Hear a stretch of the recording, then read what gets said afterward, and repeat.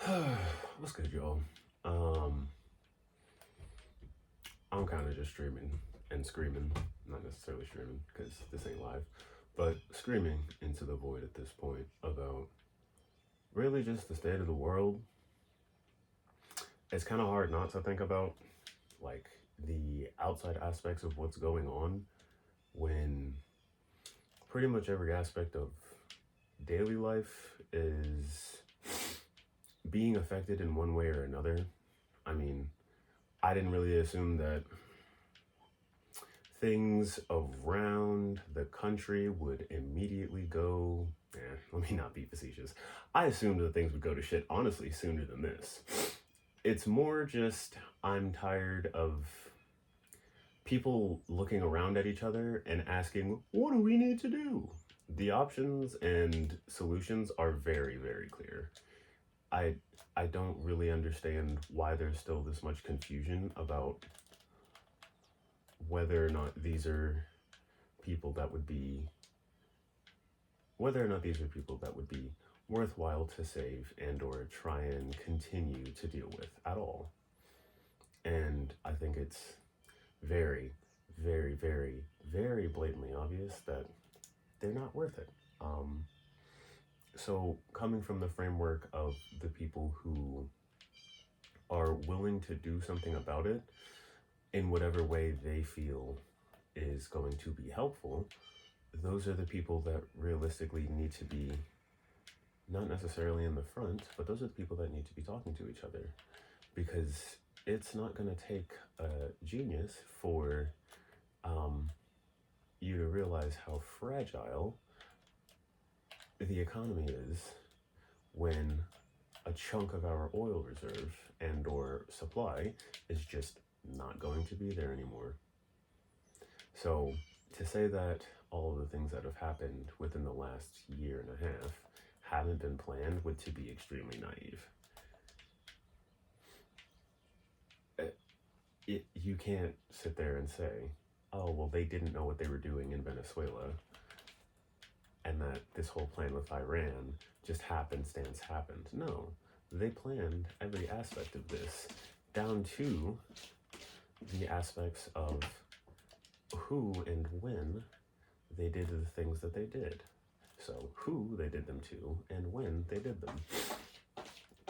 Capturing the leader of Venezuela was a very obvious means of getting access to their oil, so that in the event that we go after Israel at the behest, or go after Iran at the behest of Israel, who Freudian slip there, um, anytime we get to that point, it's an obvious issue with the flow of oil through the Strait of Hormuz, because when Iran is no longer willing to deal with Americans, that's going to cause an issue for those same American companies to access the oil that their business is staked on and or built off of, like BP, for example.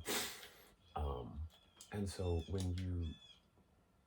when you couple that with the strikes in Iran immediately messing with the prices of gas, it's kind of hard for you to say, oh, well, you should just not focus on these things and, focus on your daily life. Well, now my daily life is being affected because of these idiots that have decided they want to try and start a holy war and bring the rapture early. I don't even want to get into that because, I mean, that's going to cause some issues with many people and whose beliefs are correct.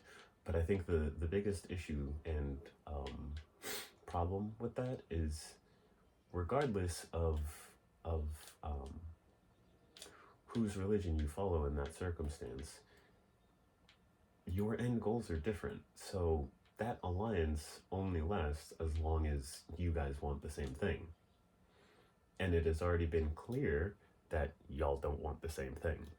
So, with that being the case, there is this inevitability of a potential conflict with what is seen to be our greatest ally, considering it's not the first time that they've attacked us. They attacked a US ship and sank it in, if I'm not mistaken, the 70s? Could be wrong. You can double check me on that. But yes, they've attacked American interests before, and probably will again, considering that they assassinated the person who would have, or not even assassinated, they bombed the person who would have been next in line for taking over the regime in Iran. So you can't claim sincere ignorance and conscientious stupidity at the same time when these things require meticulous planning to have happen. You can't sit here and say that he fumbled his way into this circumstance and somehow ended up with a backup oil supply from a vassal state that he created by kidnapping a political rival and throwing that nigga in some skull candies. Word to the jam. So, yeah, I'm very tired of acting like everything is normal. I'm very tired of acting like I don't see the things that are going on.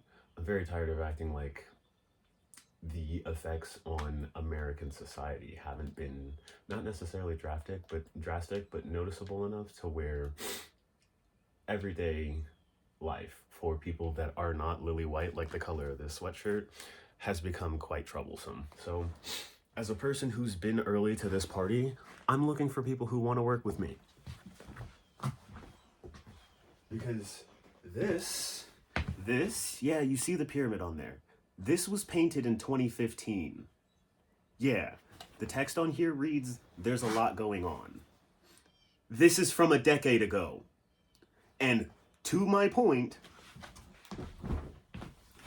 a lot's been going on, and now we're in World War III. So let's do something about it before thermonuclear detonations start happening, or this entire country collapses and there's not a system that's working and fighting for the people that fucking live in it.